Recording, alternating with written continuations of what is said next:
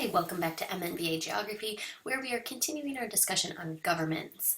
We are going to start here today at the 3.2, Study 2, Section 2, talking about socialism. Democracy is one form of government that puts the people in a prominent position. But communism also does this. The names of many communist countries demonstrate the importance of the people. The official name of China is the People's Republic of China, and North Korea is officially the Democratic People's Republic of Korea. These names reflect the heritage of socialism that all communist countries share. Communism is a subset of socialism. Socialists, including communists, are committing to serving people, though in a different way than democracies do. Democracy is supposed to reflect the will of the people through representation. Socialism, on the other hand, serves the good of the people by meeting their basic needs and by promoting social and economic equality and greater social cooperation. Page 2. Marxism. The world has seen many advocates of socialism, but one writer is by far the most important, Karl Marx. Marx was the leading figure of the socialist movement in the 19th century. He was an economist, a sociologist, and a political activist. He wrote many books, including Das Kapital and the Communist Manifesto. Why was Marx such an influential figure? His writings were complex and far-ranging, but they were all based on a simple idea. What really matters in human life is people's relationship to land, tools, and resources, which he referred to as the means of production. In the modern world brought on by the Industrial Revolution, the economic system was divided between the elite bourgeoisie, who owned the main means of the production, and the poor workers, known as the proletariat. The bourgeoisie's ownership enabled its memberships to exploit the workers by, as Marx put it, extracting surplus value from their labor. In other words, the capitalists got rich off the toils of the worker. The Communist Manifesto. Marx's most influential and widely read work was the Manifesto of the Communist Party, written jointly with Friedrich Engels in 1847. Often called the Communist Manifesto, this work outlined Marx and Engels' view of the nature of the class struggle and what the proletariat should and could and would do about it. According to Marx, the proletariat had to overthrow the system of capitalism based on private ownership and free markets in order to end its exploitation by the capitalist class. To do this, the state had to seize control of production from the bourgeoisie and keep it for the people. The state could then organize production without taking advantage of its citizens. In Marx's view, the transition from capitalism to state ownership of the means of production was an inevitable outcome of the world's economic development. Communism. So if you click on all of these, there's audio for each of these little slides here. Page 4.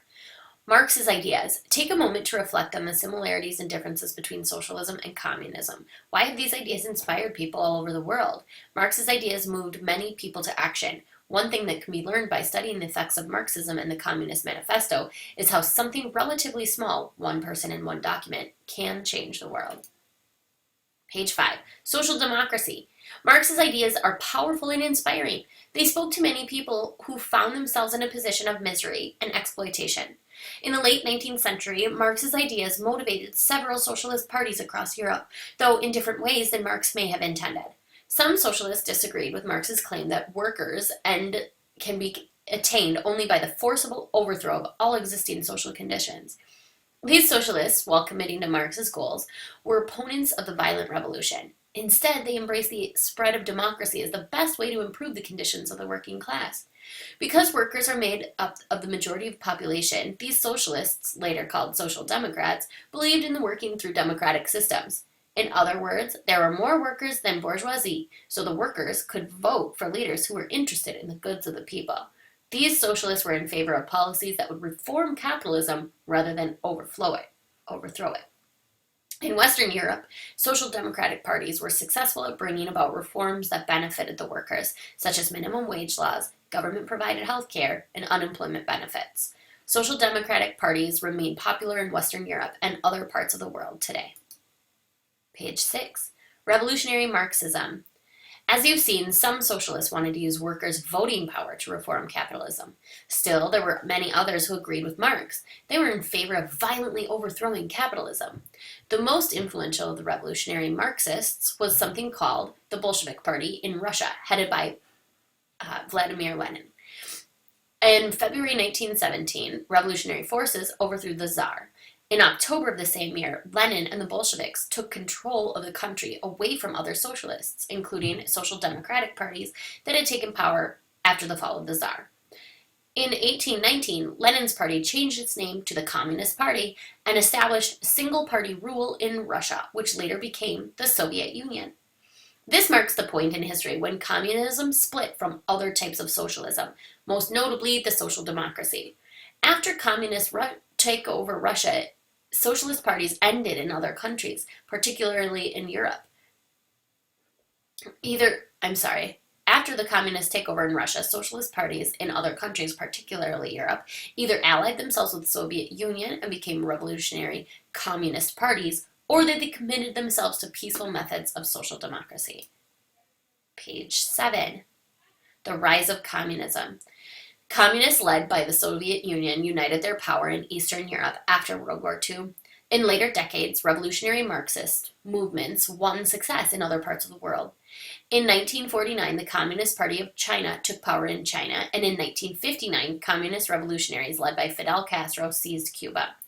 The ideas of Karl Marx were behind the development and success of these and other communist revolutions in the 20th century. By the early 1980s, most of one-third of the world's population lived in communist countries. Cuba. Fidel Castro led a successful communist revolution in Cuba in 1959. The Cuban Revolution of 1959 brought Fidel Castro and the Communist Party to power on the island in the Caribbean. Castro still runs Cuba to this day, and Cuba is one of the few commanding economies that still exist. The Cuban economy is almost entirely controlled by the government, and almost all workers in Cuba are employed by the government. The government sets prices for the available goods and services, and it rations the scarcer goods like foods and gasoline. Russia. In 1917, the Bolshevik Revolution ended the Tsarist autocratic rule and brought communist government to power.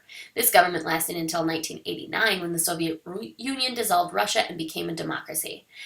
Following the World War II, Soviet Union installed communist governments throughout Eastern Europe. During its 70 years in power, the communist government provided food, housing, and employment for all Soviet citizens. However, the Soviet and Eastern European countries had difficulty handling those requirements while also competing military with the United States and Western Europe. China. Following the nearly 50-year civil war, the Communist Party, led by Mao Zedong, succeeded in establishing a communist government in mainland China in 1949. The Chinese Revolution involved a period known as the Cultural Revolution, a power struggle with the Communist Party during which rival communists, along with authors, artists, religious leaders, were jailed and executed. China is still controlled by communist government, but its policies have become more moderate in recent decades, including opening the Chinese economy to trade with the capitalist world. Page 8. The effects of communism. You can log on here to do a self-check. And page 9. The decline of communism. Communist governments once occupied a large portion of the world, but communism is no longer as strong as it was just 25 years ago. The Communist Party lost control of the Soviet Union in 1989, and during the following 2 years, the rest of Eastern Europe was freed from communist rule. There are still some major communist nations, including the world's most populous country, China, but remaining communist governments aren't as strict as they once were. China had begun adopting free market reforms. Although the government still retains strict control over the country, its economic policies are more open to the free market principles that democratic nations typically support. The same thing has been happening in Vietnam, another communist country in Asia. Cuba has also been moving closer to the free market principles. In 1981, only 8% of workers in Cuba worked for private companies. By 2000, nearly 23% of Cuban citizens worked for private companies. Soon, this command economy may be closer to a free market system. While communist single-party rule has declined throughout the world, the broader socialist ideology still remains vital. This is particularly true in Western Europe, where socialist and social democratic parties remain popular and have influenced governmental policies for decades.